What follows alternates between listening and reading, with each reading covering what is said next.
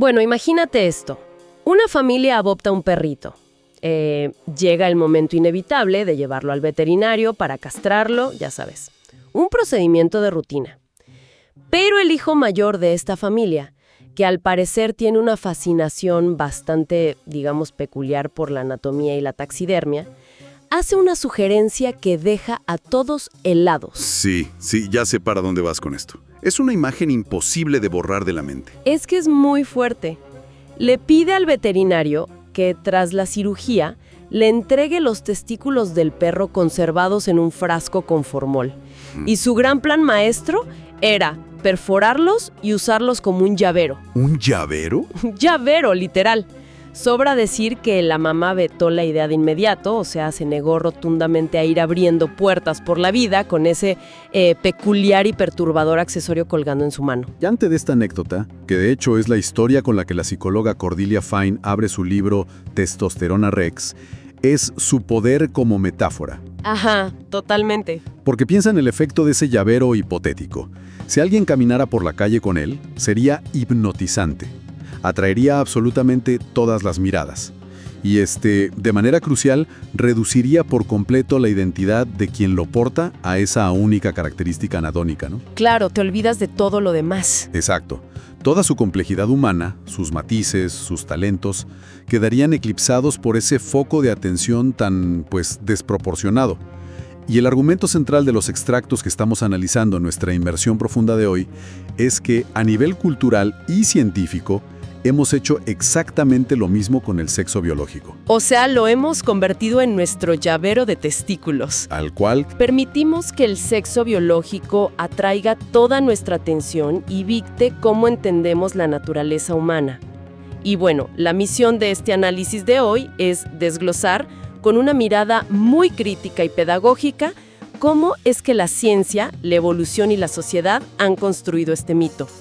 Esta idea de que tener cromosomas XX o XY es como recibir un manual de instrucciones rígido que dicta naturalezas completamente opuestas para hombres y mujeres. Y es un texto fundamental, porque nos obliga a cuestionar el origen de esas certezas. Durante muchísimo tiempo, la narrativa imperante ha sostenido que los hombres están biológicamente programados para, digamos, la competencia, el riesgo, la promiscuidad, impulsados por la testosterona. Sí, el clásico instinto cazador. Exacto. Mientras que las mujeres están diseñadas para la cautela, la pasividad y el cuidado. Y para desentrañar por qué creemos esto, las fuentes nos obligan a rastrear el origen de este dogma hasta sus cimientos evolutivos. Todo este enredo se sostiene en lo que la ciencia tradicional llamó la teoría de la selección sexual, que se basó en los famosos principios de Bateman. Que esa es la piedra angular, ¿verdad? O sea, el argumento de que nuestro comportamiento moderno es solo un eco de la edad de piedra.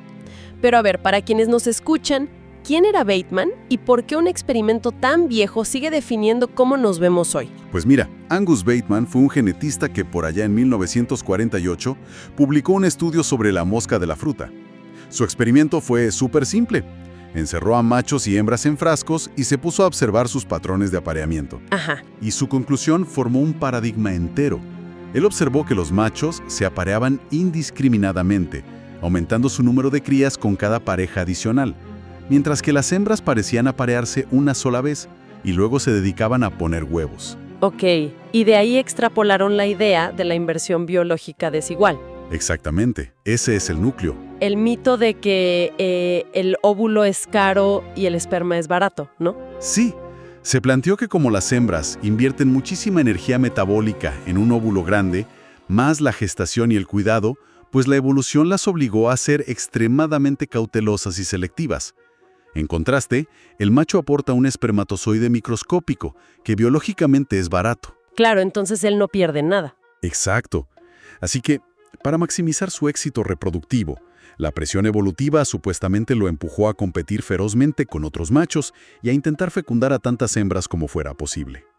Y esta lógica de la mosca de la fruta se trasladó sin escalas a la biología evolutiva humana para explicar a los cazadores y recolectores. Y fíjate que lo verdaderamente alarmante de esto es cómo esa lógica prehistórica de unas moscas en un frasco se usa activamente hoy para justificar desigualdades hipermodernas. O sea, Las fuentes documentan ejemplos loquísimos, como el psicólogo Gisbert Stoet, sugiriendo que la brecha de género en carreras de ciencia y tecnología persiste porque los instintos de los cazadores de la Edad de Piedra siguen dominando los cerebros masculinos. Es una locura. O artículos que afirman que los pilotos de Fórmula 1 son casi puros hombres porque sus cerebros están adaptados para la caza a gran velocidad. O sea, aquí es donde se pone realmente interesante, porque si aplicamos un filtro lógico básico, ¿acaso investigar en un laboratorio moderno o programar códigos se parecen en nada a perseguir a un jabalí con una lanza? No, nada que ver.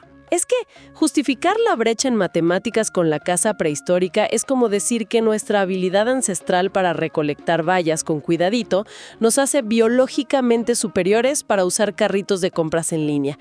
Es un salto absurdo. Es una falsa equivalencia colosal. Y lo bueno es que la biología evolutiva contemporánea respalda esa crítica.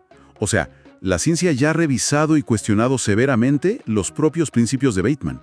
¿Ah, sí? Con tecnología más nueva. Sí, décadas después, con la llegada de las pruebas de ADN, se descubrió que Bateman había pasado por alto datos cruciales. Resulta que las hembras de mosca de la fruta y de muchísimas otras especies sí se aparean con múltiples machos. No me digas. O sea, ¿el estudio original estaba incompleto? Totalmente. Lo hacen para asegurar diversidad genética y protección contra la infertilidad. El orden natural de los sexos en el reino animal no es este manual rígido de machos agresivos y hembras pasivas, es asombrosamente variado.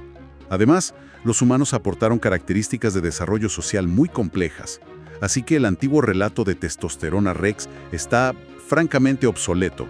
Pero a ver, si la narrativa evolutiva es defectuosa, nos topamos con un problema, porque en la práctica parece que hombres y mujeres sí se comportan súper distinto.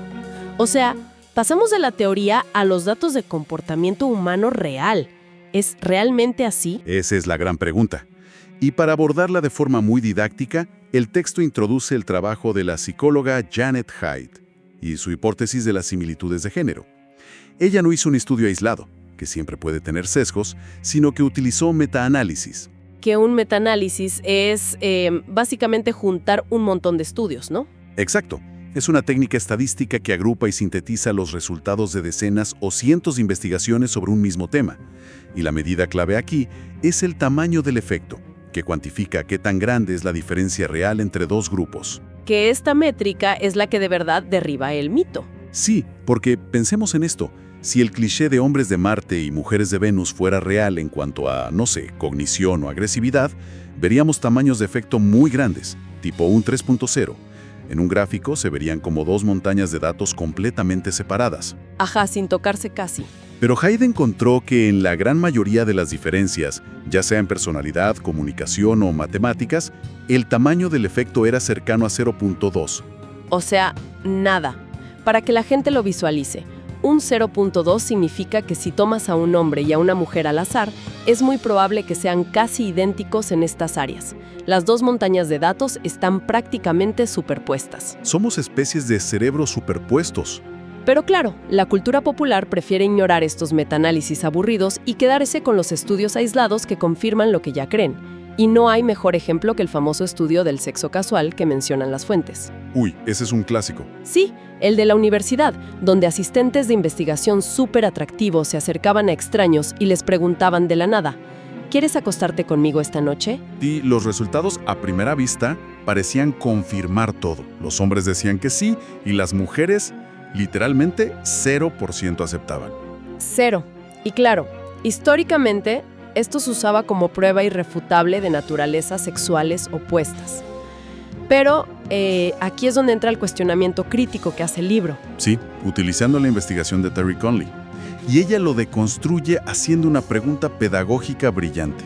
¿Estaban realmente participando hombres y mujeres en el mismo experimento? Y la respuesta es un rotundo no. Exacto, porque el estímulo verbal era el mismo. Pero para las mujeres, aceptar irse con un hombre desconocido no implica una falta de deseo sexual.